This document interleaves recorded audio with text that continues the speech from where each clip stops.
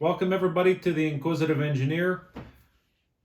Here in the last week of October, home mortgage rates have officially hit 7% or greater, and they're also expected to rise even higher. Not that long ago, home loans were at 3% or even lower. I want to share with you why 7% and higher home loans in the current market almost certainly have to cool the housing market, if not, unfortunately, have a collapse in the housing market.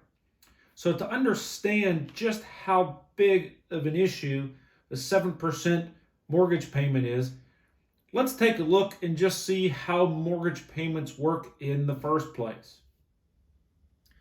The money in each fixed monthly payment goes to serve two purposes. A portion of it goes to the bank to service the interest on the loan, and the balance goes towards paying down the principal on the loan. To get an idea of how they calculate a monthly payment, we really need to take a look at the amount of interest on the first monthly payment that you make. Let's assume that we borrowed the full $375,000 on a $375,000 house without putting any money down. At a 3% annual percentage rate, each monthly payment is going to charge you 1/12 of that 3% annual percentage rate. So we take the $375,000 that we owe the bank and multiply it by the 3% divided by 12. And that shows us that $937.50 on my very first loan payment goes just towards servicing the interest on the loan. Now, for you to actually pay off the loan, you have to pay some amount of money in addition to just servicing the interest so that you can actually pay down the principal on your loan. To determine all the values of what the monthly payment is going to be, this is the formula where M is going to be your monthly payment, P is going to be the principal amount of the loan, which in our case, in this example, is the $375,000. I here is the monthly interest rate. So that is our 3% annual percentage rate divided by 12, since there's 12 months in a year. And then here's the number of months. If we're doing a 30-year loan, there's 12 months in each year, so N becomes 30 times 12, which is 360. And if you plug in all those numbers in our example in for this, you find out that your fixed monthly payment on a 30-year loan is $1,581. But if we know that out of that $1,581, that $937.50 goes towards servicing the interest, the remaining $643.50 goes towards paying down the principal. If you're curious how subsequent loan payments are broken down, on your second monthly payment, the amount of interest that you pay the bank is based on the remaining principal that you owe the bank. Well, we started out with $375,000, but we paid down $643.50 in principal on the first loan. So they're going to charge us interest on the remainder of that balance. And so the interest payment that month becomes $935.89. And the remaining balance of the $1,581 goes towards servicing the principal. In this case, it's $645.11. And this cycle continues over and over. If we want to do the third monthly payment, we know that the interest charged is based on the $375,000 that we originally owed the bank, minus the first month and the second month of principal that we paid back, which was the $643.50 and the $645.11, such that the amount of money in this payment going to service the interest is $934.28, and $646.72 goes towards paying down the principal.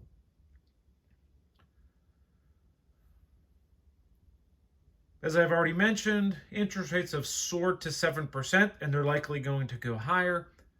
How much does this affect a home loan payment? Let's dive in and take a look. So let's go ahead again and look at just the interest on the first payment.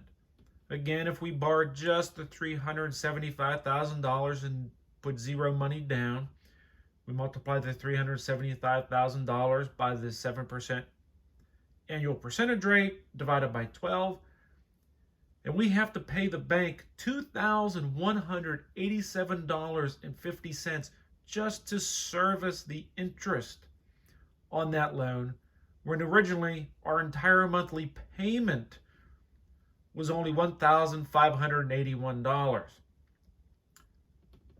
We also have to pay back some amount of principal on top of the $2,187.50. Again, if we use our formula that is shown, we can find out that the first monthly payment is $2,495, where the $2,187.50 goes towards interest, and $307.50 goes towards paying down the principal. So the question is then, how expensive of a house could you have bought at 3% while still having a $2,495 monthly payment?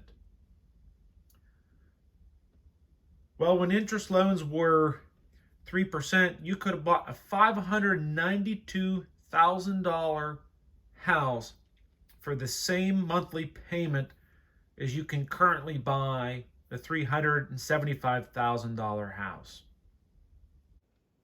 So as you can see, a 7% interest rate home loan versus a 3% interest rate home loan makes an astronomical difference on the ability of you to afford a house. Arguably, historically low interest rates for the last 5 or 10 years was a very large portion of fueling home prices to the highs that they are, particularly the super low interest rates in the last year or two. So how do low interest rates actually drive up home prices in the first place? Well, when you get approved for a mortgage from a bank, they are looking at your ability to pay a monthly payment. A typical rule of thumb is that a person or a married couple can afford a monthly payment that is roughly 28% of their gross pay. As we showed, the monthly payment on a 7% interest rate loan and a 3% interest rate loan is drastically different even on the average price house. One was about $1,600 a month and the other one was about $2,500 a month. So what happens when interest rates get lower? Well, people's pay doesn't decrease, so their ability to pay a monthly home loan doesn't decrease. So if a bank tells you that you can afford a $2,500 a month monthly payment and the home loans go down, well, you can go and buy a more expensive home than you originally planned to. And so with lower interest rates, you can afford a bigger and more expensive home, which drives up demand for bigger and more expensive homes.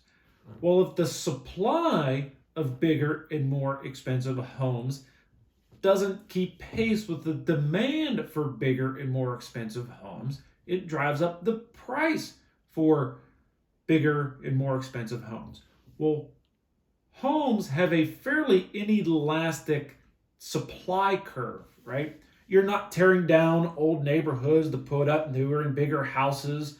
And housing developments to keep up with that may take a few years by the time the land is sold and all the paperwork is checked out and the inspections are done and the homes are built and they finally get onto market.